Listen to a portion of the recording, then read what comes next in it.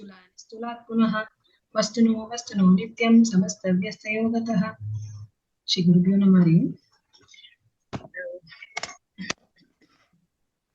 अध्यक्षस्थाने अलङ्कृतेभ्यः आचार्येभ्यः मम गुरुवरेभ्यः च सम्मिलितेभ्यः पण्डितेभ्यः च सहछात्रेभ्यः मम नमस्कारान् समर्पयामि। मम नाम वैष्णवी, अहं जयलीनगरे वसामि। अद्य भागवतसारोद्धारग्रन्थस्य प्रवृत्ति कर्मत्यागप्रकरणे वर्तमानश्लोकस्य अनुवादं करोमि। अयं श्लोकः भागवतग्रन्थे पंचम अध्याये पंचम सर्गे अस्ति। गुरुर्न स्यात् स्वजनो न स्यात् पिता न स्यात् जननी न सा स्यात् दैवं न तत्स्यान्न पतिश्च स्यात् न मोचयेद्यः समुपेत मृत्युम्। अन्वयक्रमः। गुरुः न स्यात्, स्वजनः न स्यात्, पिता न स्यात्, जननी न सा स्यात्, दैवं न तत्स्यात् न पतिश्च स्यात् यः समुपेत मृत्युं न मोचयेत्। पदच्छेदः पदस्वरूपाणि।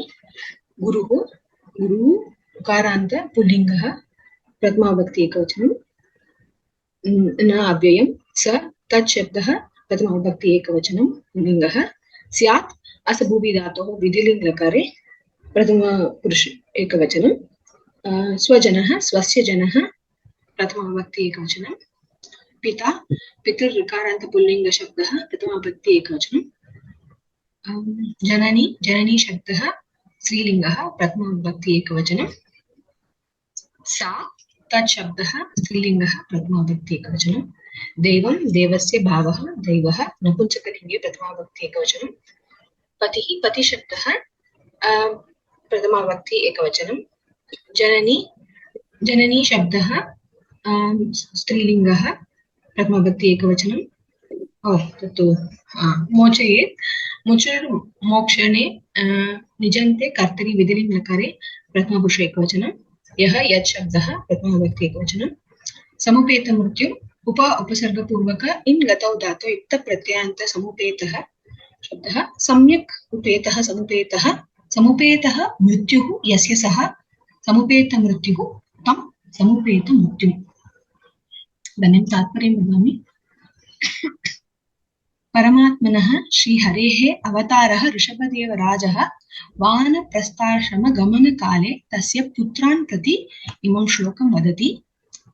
गुरुः वा दैवं वा पिता वा माता वा पति वा स्वजनः वा निवृत्तिमार्गविचारणं यः न बोधयति सः तत्पदस्य योग्यं भवितुं न अर्हति। यतो हि संसाराख्यं मृत्युं निवृत्तिकर्म एव मोचयति इति। कथमस्ति अस्माकं जीवनं? क्षुद्रं चरं सुमनसां शरणे मितित्वा रक्तं षडङ्ग्रिगण सामसु लुब्धकर्णम् अग्रे वृकान् सुहृतो विगणय्य यान्तं पृष्ठे मृगाय लुब्धक बाणभिन्नम्। लुब्धक बाणभिन्नम्।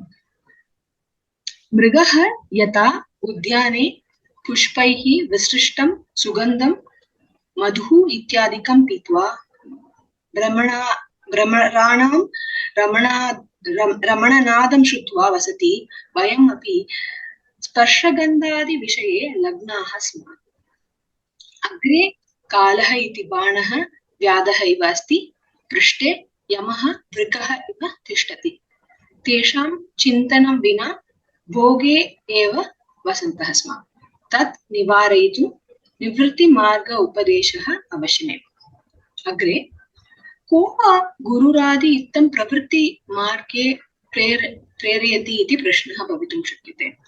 अतः अरण्यकाचार्य वदति स्वस्य जनाः माता पितरौ वा अन्नदाता राजा वा कुलदेवता वा गुरुप्रभृतयः वा भवतु सर्वे प्रवृत्तिमार्गं प्रेरयितुं शक्नुवन्ति इति। सः वदति गुरुरुक्तमपि न ग्राह्यं यदर्थे अर्थकल्पनं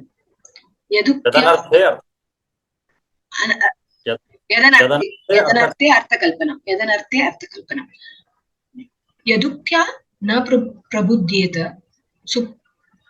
सुप्तस्तु अज्ञाननिद्रया न श्रद्धद्यात् मतं तस्य यतान्धो हि अन्धनायकः। वयं सावधानं भवेम।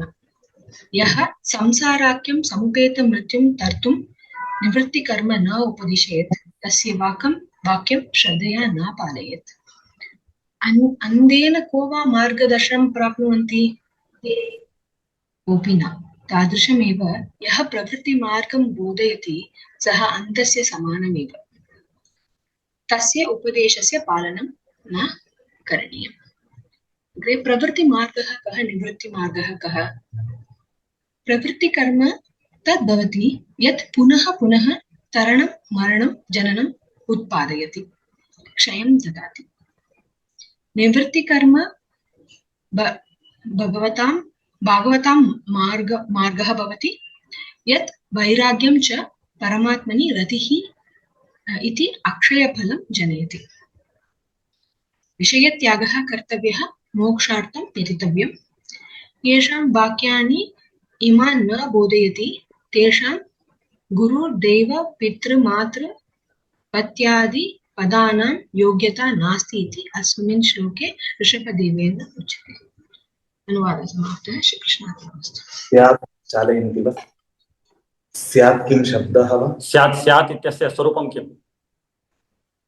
स्यात् स्यातां स्युः, स्यात् स्यातं स्यात, स्यात् स्याव स्याम। कः धातुः? कः धातुः? धातुः कः? असद्भुवि धातुः। सकर्मको वा अकर्मको वा? सकर्मकः वा अकर्मकः वा? अस्ति अकर्मकः। समीचीनम्। तत्र भवत्याः इमं विषयं वदतु, कथं भवती अन्तिमपरीक्षां लिखितवती? आचार्य मास्तु आचार्य, एतत् किमर्थम् अत्र तु आचार्याणां सर्वेषां छात्राणाम् एकमेकं विशेषः कथां भवति। वयं सर्वे अपि गुरुवरस्य अनुग्रहेण बहूनि क्लेशानि भवत्यपि वयं पठितुं शक्यते इति वयं सर्वे बहु एतत् सर्वं गुरुवरस्य एव कृपा। धन्यवादः। तत्र अस्याः पुत्रस्य नाम जननसन्दर्भे लेबर् गमनात् पूर्वं परीक्षां विलिख्य लेबर् प्रति गतवती। तादृशं तस्य अस्मिन् विषये आसक्तिरस्ति, कमिट्मेण्ट्। इदानीमपि तस्याः प्रायः पितृव्यः वा कः अपि दिवङ्गतः। इदानीं सा सर्वं नाम समाप्य इदानीम् अनुवादार्थम् आगतवती। समीचीनम्।